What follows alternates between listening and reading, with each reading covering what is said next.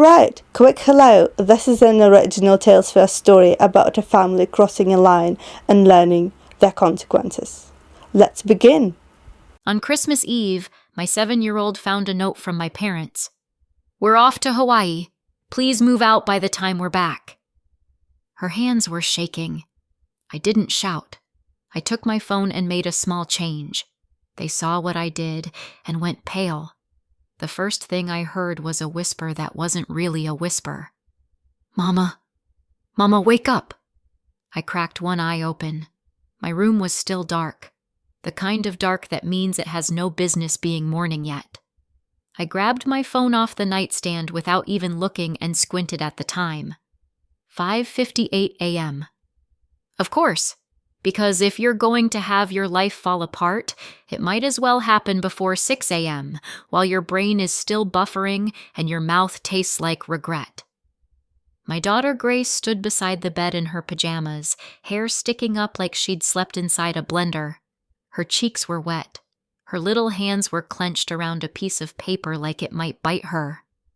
"What's wrong?" I asked, voice thick. I pushed myself upright, already scanning her face the way moms do, checking for blood, checking for fever, checking for, "Did you throw up somewhere?" She shook her head hard, like she couldn't get the words out. "Look," she whispered, and held the paper toward me with both hands. Her fingers were shaking. I took it from her carefully, like it was something fragile and sharp at the same time. My eyes moved over the handwriting and I felt my stomach drop in slow motion. It wasn't a long note. It didn't need to be. "We're off to Hawaii. Please move out by the time we're back." That was it. No Merry Christmas. No love you. Not even a smiley face, which, honestly, might have been worse. I stared at it for a second too long, hoping I'd wake up and realize this was a weird dream brought to me by late-night cheese. Grace sniffed. "I found it on the table," she said, voice tiny. "I think it's from Grandma and Grandpa." My brain tried to scramble into the shape of logic. "Okay," I said slowly, because I was still half asleep and I needed a word to hold on to. "Okay. Maybe it's a joke." Grace's eyes filled again. "Is Grandma mad at me?" "No," I said instantly. Too fast. Too sharp. I forced my voice down into something calm. "No, baby. This isn't about you." I didn't know that for sure yet. But I was not about to let my 7-year-old carry adult cruelty on Christmas Eve at 6 in the morning. I swung my legs out of bed and stood up. The floor was freezing. Of course it was, because the universe loves a theme. "Stay here," I told her gently. "Okay? I'm just going to look."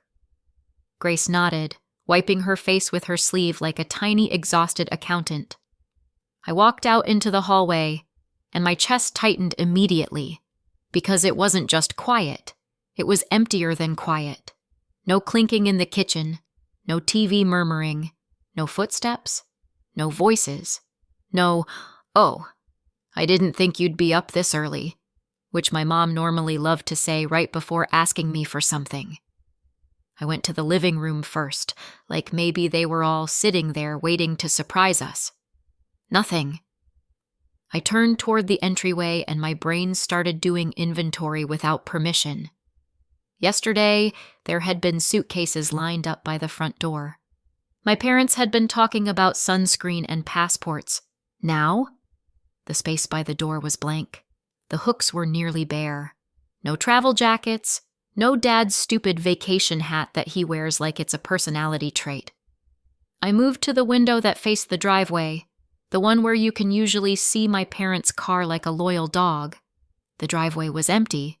No car. No luggage. No nothing. For a moment my brain went, "Oh, okay." They left. Without me. Without Grace.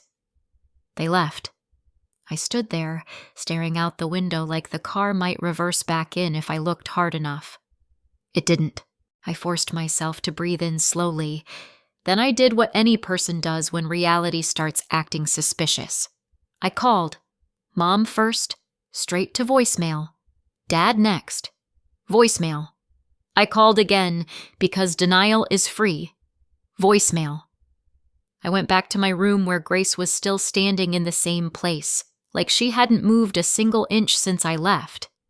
She looked at me with the kind of hope that hurts. "Are they here?" she asked. I swallowed. "Not right now." Her face crumpled. She pressed her lips together hard, trying not to cry louder. My chest clenched again. "Okay," I said softly. "Hey, I'm going to call Aunt Bella, okay?" Grace nodded, but her eyes didn't stop shining. I stepped into the hallway so Grace wouldn't hear everything. Not because I wanted to hide things from her, but because some things aren't meant to land on a child's heart. I called my sister Bella. It rang twice. Then Bella answered like she'd been awake for hours, which, knowing her, was a personal insult. "Yeah?" she said. "Bella," I said, keeping my voice even. "Where are Mom and Dad?" A pause. Not long. Just enough to tell me she was checking whether she should pretend ignorance. Then she sighed, bored. "Oh, you found the note." My stomach turned. "You knew." "Obviously," Bella said. "We all decided." "We all decided," I repeated, because sometimes repeating insanity out loud helps your brain accept it. Bella sounded amused. "Jess, you're 31. I closed my eyes. "Bella, no," she cut in, voice sharpening. "Seriously, you're 31 and you still live with Mom and Dad. It's embarrassing." My grip tightened on the phone. "I moved in to help you." Bella laughed once, like that sentence was cute. "That's not a real reason. You're an adult. You should have your own life." I looked down the hallway. Grace's door was still cracked open. I could hear the tiniest sound, sniffling. She was listening. I lowered my voice. "We were supposed to go to Hawaii together." Bella's tone turned lighter, like she was explaining an event cancellation at school. "It's adults only," she said. "We thought it'd be better. And honestly, this gives you time to move out in peace while we're gone. Less awkward, less drama." I stared at the wall. "Let me talk to Mom," I said. Bella exhaled, dramatic. "Fine." I heard movement on the line, then the click of speakerphone, then my mother's voice, bright and decisive, like she was announcing something helpful and normal. "Jessica," she said, as if I'd called to ask for a cookie recipe. "Hi." "Hi," I said, and my voice was quiet. "Is this real?" Mom made a sound like she was the one being inconvenienced. "Bella explained it. We thought it would be best." "Best for who?" I asked. "For everyone," Mom said quickly. "You can move out without us in your way. You can do it peacefully, and we can have a proper trip." "A proper trip," I repeated. "On Christmas. Without us." Mom ignored that. "You're an adult, Jessica." I breathed out slowly.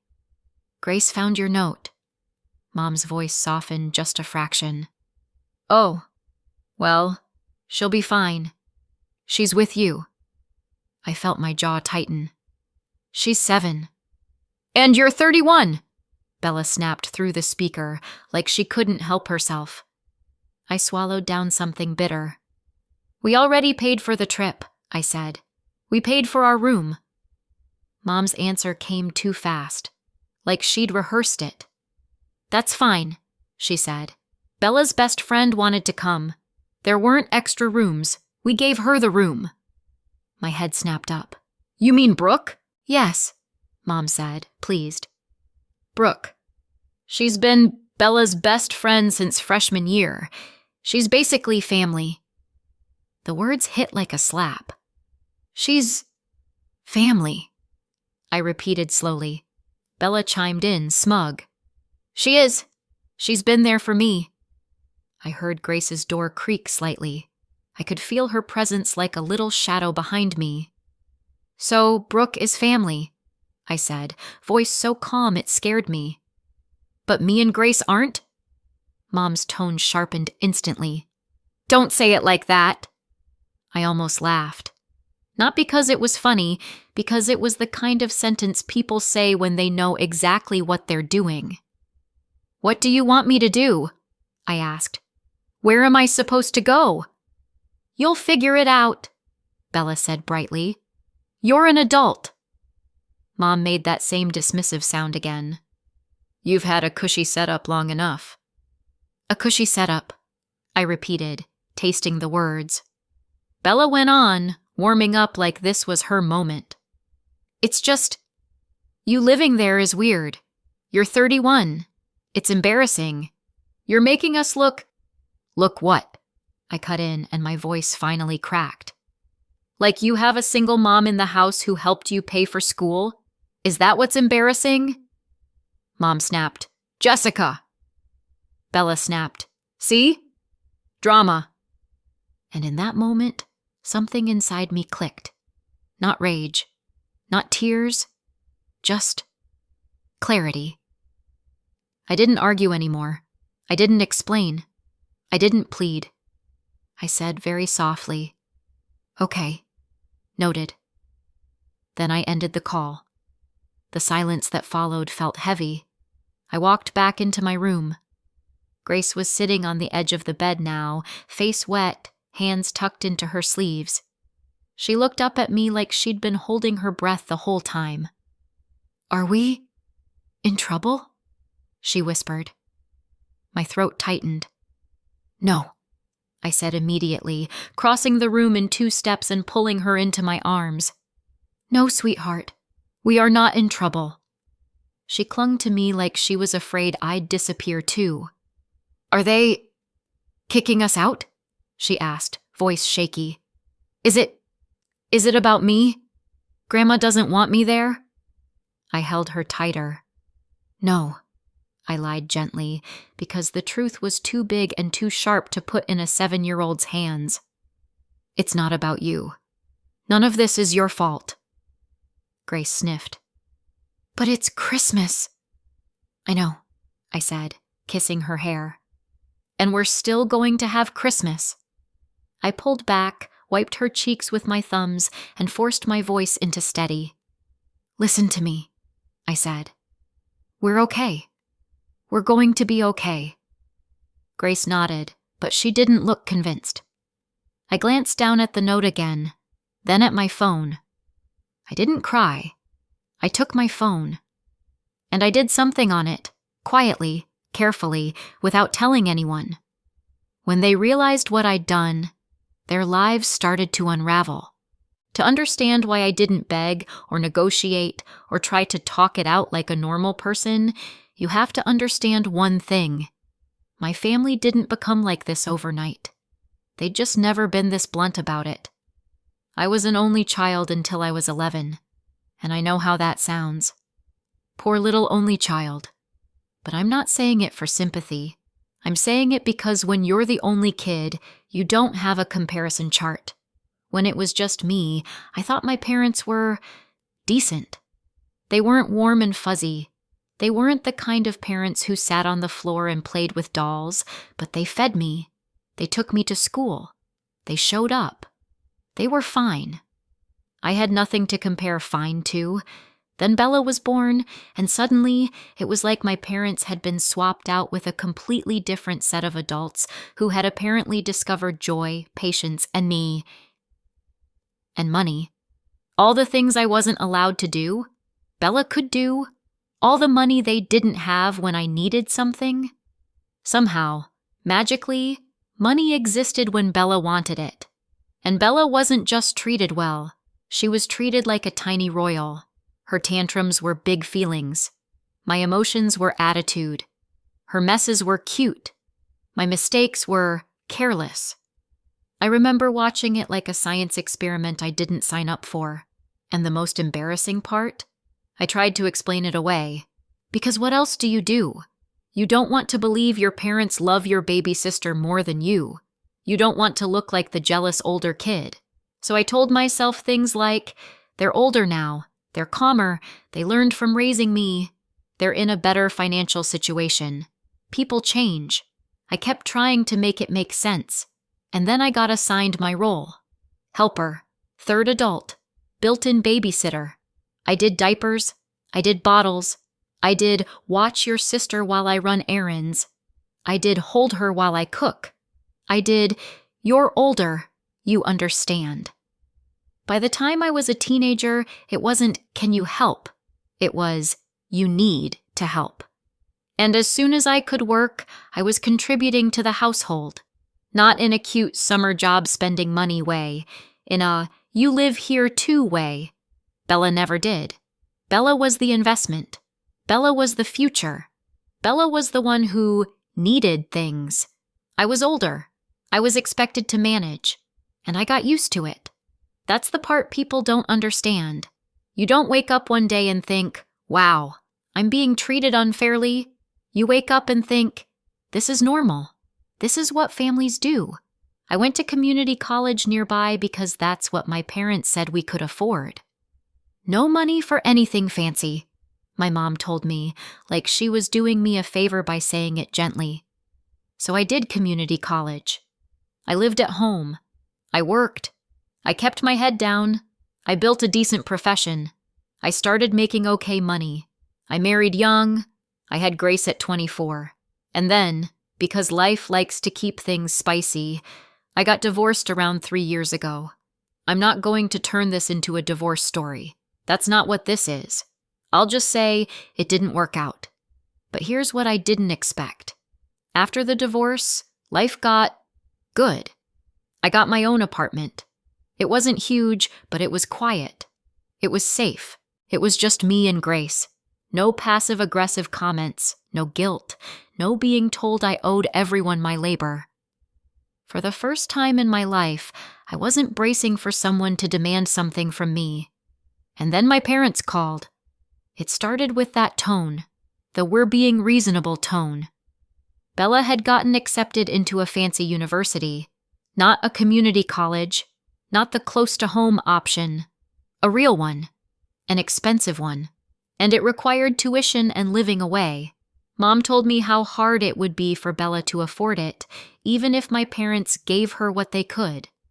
Dad told me Bella might have to work too much. It would ruin her experience. And then the question came, wrapped in guilt and sugar. Can you help? I remember staring at my kitchen wall in my little apartment while Grace colored at the table. How? I said. I'm a single mother. Mom's answer was smooth. You could move in with us. Of course. Move back into the house I'd spent my adulthood trying to escape, so I could bankroll the child they loved more than me. We'll give you a big room, Mom said. We'll help with Grace. You'll save so much money on rent, and then you can use that money to help your sister. Bella's future. Bella's dream. Bella's everything. And I didn't want to. I want that on record. I didn't want to move back. I liked my peace. But I was primed for this my whole life. I'd been trained to help Bella, to sacrifice, to excuse. So I agreed. I moved in about 1.5 years ago, and I did what I said I'd do. Bella's university billed everything through one student account: tuition, student housing, and on-campus living costs. A private student loan covered part of that total. I co-signed that loan. Whatever the loan didn't cover, I paid directly. My card was on the university portal, and every month I covered the remaining balance. That was the deal. That was the whole reason I was there, and somehow, shockingly, they forgot that part almost immediately. Within just a few months, the story shifted. It became, Jessica is 31 and still lives with her parents. It became, we're helping you. You're lucky.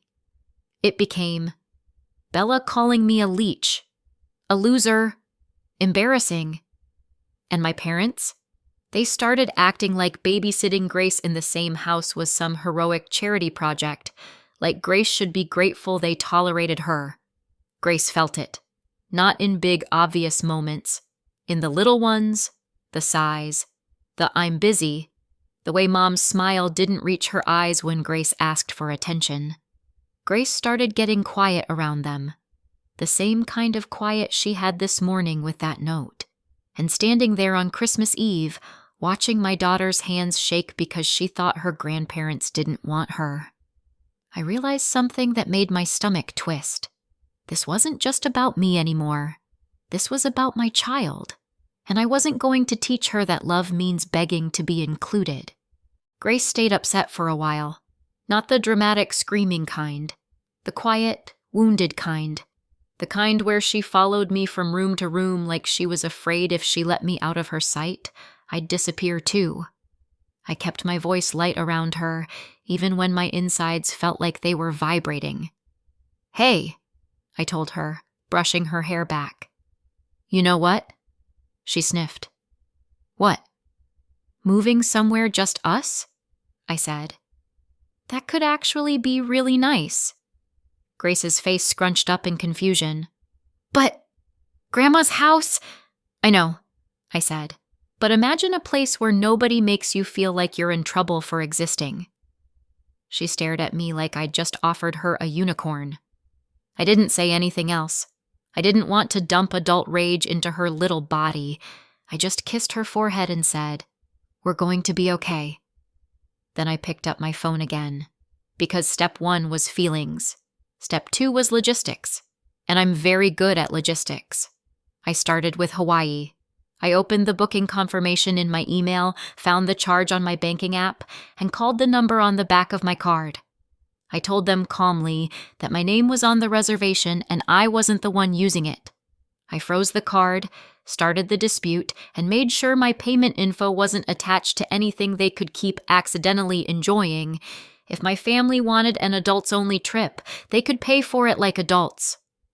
Then I went into the university portal, the same university account I'd been paying through every month. Tuition, dorm, meal plan, everything bundled together, quietly pulling money from my account like a standing order I'd stopped noticing. Usually around $900 at a time. I removed my card from the payment page and shut off the automatic withdrawals. No announcement, no warning, just a few taps and a confirmation screen. I didn't tell anyone. I set my phone down, looked at Grace, and said, "Okay, we're doing Christmas." Not the version my parents had decided for us. Our version. I called Lauren, one of the few mom friends I trust without needing to explain everything. She has a daughter Grace's age. They've been inseparable since kindergarten. She answered on the second ring. "Are you safe?" she asked. "Yes," I said. "But I need a Christmas rescue." There was a pause. Then her voice sharpened, instantly protective. "Bring Grace," she said. "Emma's going to lose her mind if she sees her. Come over. We'll figure it out." By mid-morning, Grace was sitting on Lauren's couch with a mug of hot chocolate like she belonged there. Emma shoved a Santa hat onto Grace's head like she was claiming her. Lauren's living room smelled like cinnamon and normalcy. No passive-aggressive sighing. No, "We're doing you a favor." No note on the table telling a 7-year-old she was unwanted. Grace laughed for the first time that day. A real laugh. The kind that makes your throat tighten because you didn't realize how much you needed to hear it. We spent Christmas with Lauren and Emma. We ate too much. We watched movies. We made jokes about how Santa probably needed therapy. Grace fell asleep on the couch with crumbs on her cheeks and a stuffed animal tucked under her arm. And for one day, I felt something close to relief. After Christmas, I moved fast, not recklessly, just decisively. I went straight to rental listings with one filter on, available immediately. There are more of those than people realize if you're not trying to impress anyone. I found a modest 2-bedroom that had been sitting empty for a few weeks. I showed up with everything landlords like to see: steady income, clean paperwork, no drama. I viewed it, applied that day, and a few days later I was handed the keys.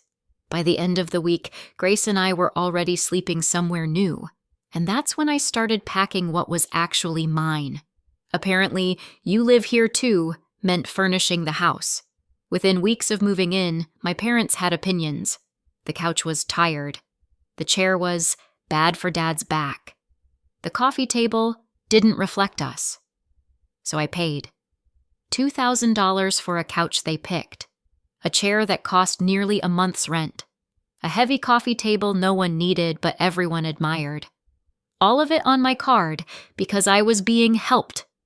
They loved those pieces, used them daily, took pride in them, made jokes about how I should be grateful to sit on something so nice.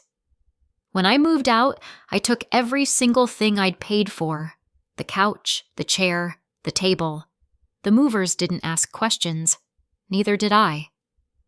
Grace watched the last piece come in and looked around our living room like she was seeing a future. "This is ours?" "Yes," I said. She smiled like she believed it. Mom called the day they got back.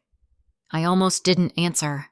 Not because I was scared, because I wasn't sure I had the energy to hear my mother pretend she was the victim of her own decisions. "Jessica!" she barked the second I picked up. "What did you do to our living room?" "Hi to you too," I said. "The couch is gone," she snapped. "The chair, the table. Are you out of your mind?" "No," I said. "I'm out of your house." "You stole our furniture," she said. "We could call the police." "Please do," I said. "I can text you the receipts while you're on hold." She made a sound like she'd swallowed a lemon.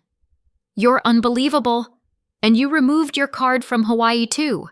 We paid it ourselves, just so you know. We don't need your charity." "Perfect," I said. Adults paying for their own vacation. Love a growth moment. "Don't get smart with me," she started. Click. She hung up. I stared at my phone for a second because the sheer audacity almost deserves applause. That was just the appetizer, though. The loud part. The easy part.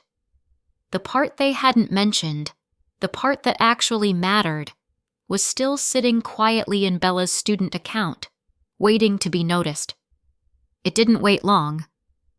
About an hour later, Mom called again. Same name on the screen. Different voice. Not just angry this time. Worried angry.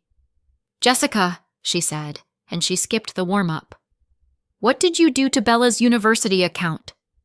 "What do you mean?" I asked. "Bella says her payment didn't go through," Mom snapped. "There's an email. A hold. She can't register for next term if this isn't fixed." I kept my voice steady. "My card isn't on the portal anymore." Mom went silent for half a beat, like her brain was rebooting. "You removed it?" "Yes." "You can't just punish your sister because you're upset with us," she said, clipped and righteous. "I'm not punishing her," I said. "I'm not paying for her." "She's your sister," Mom shot back, like that was a court order. "And Grace is my daughter," I said. "You left a move-out note where she could find it." "Don't change the subject," Mom snapped. "I'm not," I said. "This is the subject. You ended the deal. So the payments ended." Mom's voice rose. "Bella's loan was approved." "It was approved with me as cosigner," I said. "And before the next term, there's new paperwork for the next disbursement. Someone has to sign it." Mom's breath caught. "So sign it." "No," I said. A beat of silence. Then, "Jessica." "No," I repeated, calm and final. "Brooke is like family. Maybe Brooke can help." Mom sputtered. "That's not funny." "I didn't write the joke," I said. "You did." Click. I ended the call. Then Bella called, and Bella was not calm. "What did you do?" she demanded. "Did you sabotage my account? I got a message about the loan. It says there's paperwork. It says—" Her voice shook with anger. "What did you do?" I let her talk for a second. Let her burn herself out. Then I said, I didn't sabotage anything. Yes, you did, Bella spat. This is you being bitter. No, I said evenly. This is you learning how your own life works. Bella went silent for half a beat. Then, what does that mean? It means the school doesn't just sprinkle money on you like fairy dust, I said. There's paperwork, every term, and someone has to sign for it. Bella's voice sharpened. Mom said it was approved. It was, I said. For what already happened. What comes next needs a signature too. A beat. And you're not doing it, she said, like she'd just reached the edge of something. No, I said. I'm not. Bella's breathing went tight. You can't do that. I already did, I said. I'm not signing anything else. But what am I supposed to do? She demanded, and for a second it slipped. She didn't sound angry. She sounded scared. I kept my voice calm anyway. The thing you told me to do. Be an adult. Figure it out. Bella went quiet. And before you ask, I added, dry. No, this isn't sabotage. Sabotage would have involved effort. That's not fair, she shot back. I almost smiled. Interesting. You didn't mention fairness when you were calling me a leech. I didn't mean... Yes, you did, I said. And you were right about one thing. I needed to live independently. I paused. Let it land. So I am, I continued. Which means I'm not funding your life anymore. I'm funding mine. And Grace's. Her voice sharpened. You're ruining my life! No, I said. I'm refusing to run it. Jess? Goodbye, Bella. I hung up. A few days later, they showed up at my door. Mom, Dad, Bella. All three of them standing there like a team that had practiced being polite in the car. I didn't open the door. I spoke through it. What do you want? I asked. Mom's voice turned sweet. Too sweet. Jessica, honey, can we talk? No, but I didn't say that yet. I let her keep talking because sometimes people reveal everything when they think they're being persuasive. Dad cleared his throat. We just need you to listen. Bella's voice cut in, sharp. This isn't funny. I almost laughed again. Bella had never been told no in her life. Of course she thought boundaries were a joke. Mom said, We really need you to help your sister. There it was. Bella can't get the loan without your co-signature, Dad added quietly. And we can't co-sign. Mom rushed in. Our credit isn't... She stopped herself, then forced it out. We can't qualify, and we can't afford to cover it ourselves. Bella snapped. So just sign it. Mom did that same sugar voice again. We all love each other. We're family. We just wanted you to grow up. Bella added, without meaning to, I'm not 31 like you. Silence. I stood on the other side of the door, my hand on the lock, feeling something in me settle into a calm I hadn't had in years. No, I said. Mom's voice tightened. Jessica. No, I repeated. And you're not coming in. Bella's voice rose. You can't do this to me. I exhaled slowly. I'm not doing anything to you. I'm just not doing it for you anymore. Bella's voice cracked. I won't be able to study. You'll figure it out, I said. And yes, I meant it the same way they meant it when they left me with a move-out note. You're an adult too, Mom snapped. Don't be cruel. I almost laughed. Cruel, I said. You left a note where my 7-year-old could find it. Dad tried, quieter. Jess, please. I kept my voice steady. You don't get access to my child anymore. No contact. Not with me. Not with Grace. Bella made a choking sound. You're ruining everything. You ruined your own plan when you decided I was disposable. Mom's sweetness vanished. "You're being dramatic." I smiled to myself, because of course she said it. "No," I said. "I'm being done." And then I opened the door, just enough to make it clear I wasn't afraid of them, just uninterested, and I pointed down the hallway. "Leave." For a second, Bella looked like she might cry, like she genuinely could not process someone refusing to rescue her. Then Dad turned away first. Mom hissed something under her breath.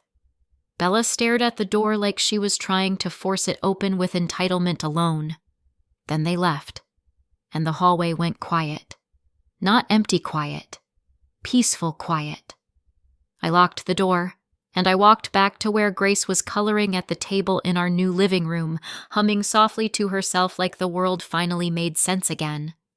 About 2 months ago, my phone lit up with Mom again, and I almost didn't answer because I already knew this wasn't going to be an apology.